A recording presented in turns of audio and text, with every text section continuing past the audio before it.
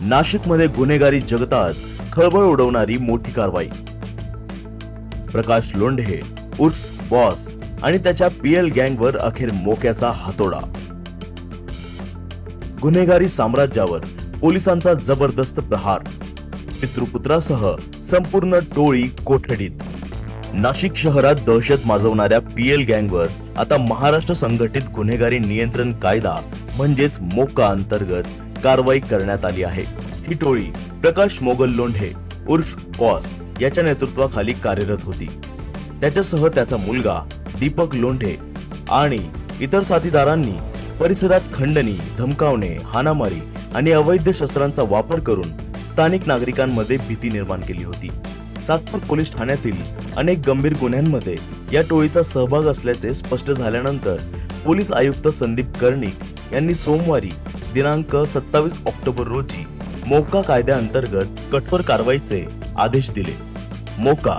मोका म्हणजे महाराष्ट्र संघटित गुन्हेगारी नियंत्रण कायदा, Maharashtra control of organised crime act MCOCA मोका।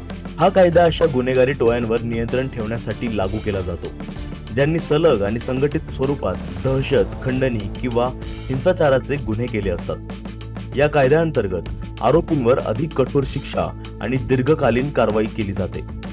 तपास उघड झाला आहे की या गँगने सिडको परिसरातील एक बंगला बळकावून खंडणी मागितली होती। प्रकाश लोंढे आणि त्याचा मुलगा दीपक लोंढे सध्या या प्रकरणातील न्यायालयीन कोठडीत आहेत। पीएल गँग विरुद्ध जो गुन्हा दाखल होता सातपूर पोलीस ठाणे येथे, हा खुनाच्या प्रयत्नाचा गुन्हा, या गुन्ह्यामध्ये मोकाची कलम ऍड करण्यात आलेली आहे। या गुन्ह्याच्या तपासामध्ये निष्पन्न झालं की पीएल गँग वर आतापर्यंत पीएल गँग प्लस त्याचे सभासद एकूण 20 गुन्हे दाखल आहेत आजपर्यंत।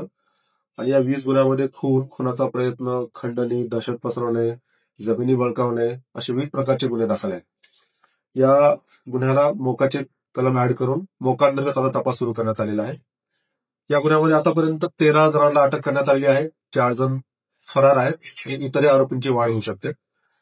यामध्ये सर्व आरोपींची प्रॉपर्टी, त्यांनी आतापर्यंत केलेल्या गुन्ह्यामध्ये बळकावलेली प्रॉपर्टी याचा देखील तपास होत आहे आणि कसोशीने तपासून सर्व आरोपीला अटक केली जाईल आणि स्ट्रॉंग चार्जशीटमध्ये कोर्टामध्ये दाखल केला जाईल। मागील 10 वर्षापासून सलग या गँगच्या विरोधात गुन्हे आहेत।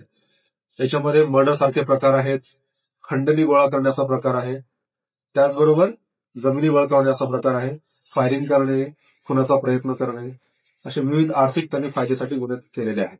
ते मागच्या 10 वर्षापासून ऍक्टिव्ह असलेल्या गँगवरती मोकाचे कलम ऍड करून मोकाअंतर्गत कारवाईच्यामध्ये होत आहे। क्राईम ब्रँचची पथकं तसेच लोकल पोलीस स्टेशनची पथकं सर्व अँगलनी या गुन्ह्यातील सर्वच फरार आरोपींचा शोध घेत आहे। तर सातपूर गोळीबार प्रकरणात पोलीस अजूनही काही आरोपींच्या शोधात असून संदीप रमेश गांगुर्डे आणि शुभम निकम यांना अटक करण्यात आली आहे। या प्रकरणात मोका अंतर्गत कारवाई झालेल्या संशयितांची यादी मोठी आहे। प्रकाश मोगल लोंढे, शुभम राजू पाटील, दुर्गेश वाघमारे, आकाश आडांगळे, दीपक लोंढे, संतोष पवार, अमोल पगारे, देवेश शेरताठे, शुभम गोसावी, सनी विठ्ठलकर, शुभम लोंढे, प्रिन्स विसेन सिंग, शुभम निकम, वेदांत साळगे, राहुल गायकवाड, निखिल निकुंब आणि संदीप गांगुर्डे। नाशिक पोलिसांनी घेतलेलं हे ठोस पाऊल गुन्हेगारी जगतात स्पष्ट संदेश देणारा आहे। कायद्याच्या विरोधात जाणाऱ्यांना आता मोकाचे चटके बसणार।